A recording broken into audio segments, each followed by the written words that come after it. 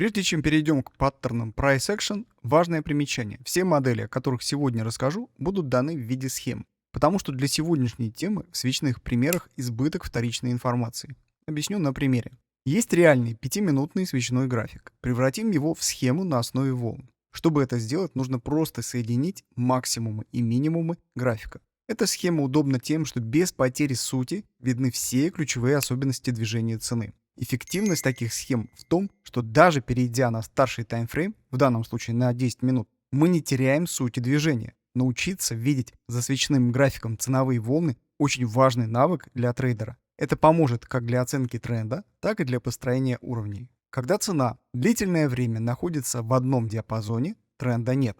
В боковике график скорее подчиняется законам нормального распределения Гаусса. Основной объем сосредоточен около середины диапазона, а уровни лучше всего работают на краях диапазона. В отличие от боковика, в тренде цена имеет направленное движение. Тренд вверх продолжается до тех пор, пока ключевые максимумы и минимумы формируются выше и выше. Ключевые — это те, что отвечают простому правилу. Каждый следующий выше предыдущего. Когда формируется тренд вниз, видим серию понижающихся ключевых максимумов и минимумов. В данном случае ключевые — каждый следующий ниже предыдущего. Чтобы научиться предвидеть начало новой тенденции, нужно понимать, как она формируется. Рассмотрим фигуры, возникающие в момент разворота тренда. Голова и плечи на восходящем тренде. Цена формирует новый максимум ниже предыдущего и пробивает последний локальный минимум. Повышенные объемы в зоне максимумов усиливают паттерн. Голова и плечи на нисходящем тренде. Цена формирует новый минимум выше предыдущего и пробивает последний локальный максимум. Повышенные объемы в зоне минимумов усиливают паттерн. Двойная вершина на восходящем тренде. Цена формирует новый максимум на уровне предыдущего и пробивает последний локальный минимум. Повышенные объемы в зоне максимумов усиливают паттерн. Двойное дно на нисходящем тренде. Цена формирует новый минимум на уровне предыдущего и пробивает последний локальный максимум. Повышенные объемы в зоне максимумов усиливают фигуру. Паттерн 1, 2, 3 на восходящем тренде. Цена формирует новый максимум ниже предыдущего и пробивает последний локальный минимум. Повышенные объемы в зоне максимумов усиливают сигнал. Паттерн 1, 2, 3 на нисходящем тренде. Цена формирует новый минимум выше предыдущего и пробивает последний локальный максимум. Повышенные объемы в зоне минимумов усиливают паттерн. Все было бы хорошо, но есть одно но. Далеко не все сформированные паттерны разворота приводят к смене тренда. По статистике, около 60% сформированных фигур разворота приводят к боковику, примерно 30% к продолжению первоначального тренда. И только после 10% действительно происходит разворот тенденции. Получается, что если видим паттерн, то в лучшем случае 1 из 10 входов в разворот будет прибыльным. Можно ли ситуацию исправить? Да, можно. Для этого нужно ввести дополнительные условия. Во-первых, паттерн должен быть сформирован на значимом уровне. Во-вторых, мы будем ждать не конца глобального тренда, а окончания коррекции. Тем самым войдем на продолжение долгосрочного тренда. Эти условия вытекают из закономерностей. Первое. Тренд скорее продолжится. И вторая. Если произойдет разворот, то это будет на значимом уровне, что подводит нас к важному понятию Price Action уровня.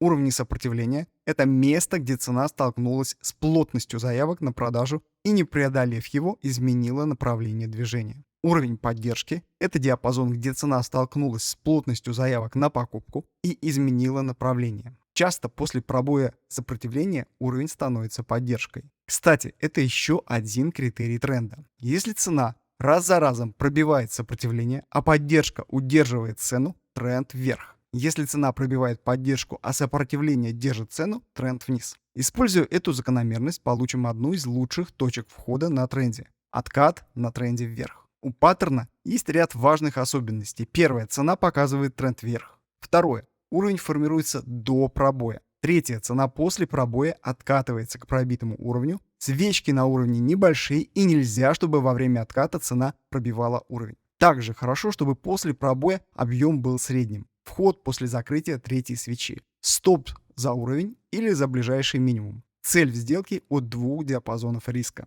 Откат на тренде вниз. Уровень определяется до пробоя. После пробоя поддержки цена подходит к уровню снизу и, не пробивая, формирует проторговку небольшими свечками. Входить лимитной заявкой после закрытия третьей свечи, стоп за уровень или за ближайший максимум. Первоначальная цель от двух диапазонов риска. Треугольник формируется, когда цена не может преодолеть сопротивление или тестирует его более 2 раз. При этом минимумы каждый раз все выше и выше, а максимумы в пределах сопротивления. Входить на пробой с топ-лимитной заявкой, стоп за минимум. Усиливает паттерн тест сопротивления с повышенным объемом. При этом хорошо, чтобы пробой был на среднем объеме. Первая цель – двойной диапазон треугольника. Если быстро не достигли цели, это говорит о слабости. Цена не может преодолеть поддержку, тестирует ее несколько раз, лучше больше 2. Хорошо, если на тестах объем повышен. При этом максимумы понижаются. Входим на пробой с топ-лимитной заявкой. Стоп за максимум усиливает сигнал пробой на среднем объеме. Первая цель – двойной диапазон треугольника. По своей природе флаг похож на треугольник, так как формируется покупателями, выкупающими большую заявку продавца. Хорошо, если на максимумах будут повышенные объемы, хотя бы в 2 случаях. Сопротивление флага не должно пробиваться, но допустим небольшой пробой поддержки. Вход на пробой, стоп-лимитом, стоп за минимум. Первая цель не меньше 2 диапазонов. Когда цена на тренде вниз не может преодолеть поддержку и застревает в диапазоне, на графике видим флаг, узкий прямоугольник. Хорошо, если на минимумах есть всплески объемов. При формировании фигуры поддержка не должна пробиваться, но незначительный пробой сопротивления допускается. Вход на пробой, стоп за максимум. Сигнал усиливается, если пробой происходит на средних объемах. Ближайшая цель не менее 2 диапазонов. Обязательно учитывайте исторические уровни на пути движения цены при пробое флага. Подведем итог на примере. Максимумы повышаются, минимумы повышаются, тренд вверх. Цена формирует уровень, отмечаем его. Цена еще не пробила уровень, а мы готовимся и рассчитываем цену, по которой откроем покупку и первоначальный риск по сделке. Как только цена пошла в нашу сторону, начинаем активно управлять сделкой. Возникает вопрос, а на какую прибыль можно рассчитывать? Вопрос непростой. Здесь многое зависит от текущего тренда. Но есть прием, позволяющий получить ориентир. Для этого нужно добавить на дневной график индикатор волатильности – средний истинный диапазон или ATR.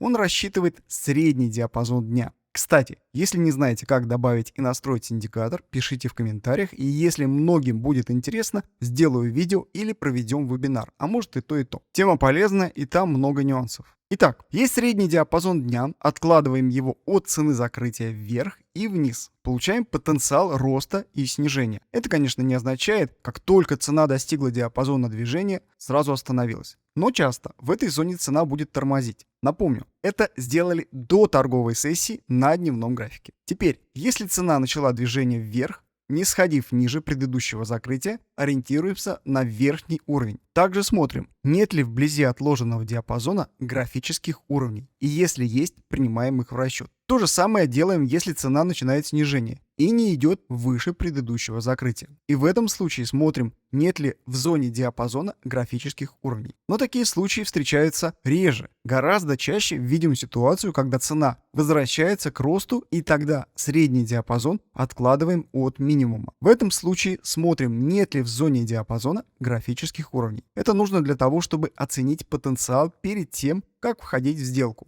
Если цена в зоне 100% от среднего диапазона, то по статистике сложно рассчитывать на большую прибыль в сделке, хотя и так бывает.